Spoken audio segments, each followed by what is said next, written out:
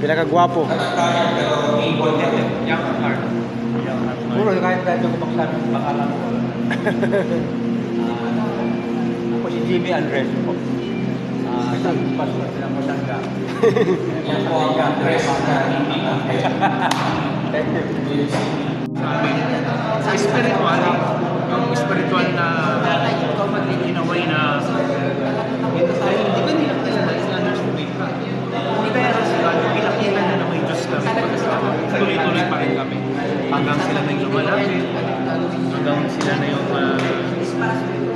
approach ka silently na they are meron ng pagkinagalagay ito na yung stone, if you think of it, it will not be effective in healing. Kung minsan kapag pinalit mo sa ulo, kung yung gagawin ka, pero meron ng dito. Meron ng dito. Kasi, kaya kayo mag-ingat kayo sa kayo dito. Delikado kayo.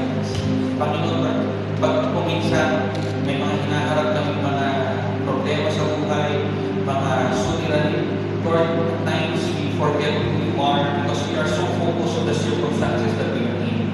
I pray, Lord God, that we always will understand that you already got ahead of us. Lord, bago man kami umapakot sa sitwasyon ng testing, Lord, you are already there and you have already got even beyond, Lord God. Lord, thank you that you have given David the courage, not just to face Goliath, but even to fight him. I pray ng bawat isa namin ganun dito. Give us the courage, Lord God, to face the giants that we are facing now. Lord, I pray, Lord God, that you will give us the boldness, Lord God. Lord, not just to face, but even to speak to our giants. Lord, speak your word. Lord, that is what David did. He spoke to Goliath. He said that you, Almighty God, would deliver Goliath to the hands of David. Lord, I pray that we will do the same. That we will always trust, Lord God, that indeed you will deliver upon us your favor, your blessings, your overflowing grace.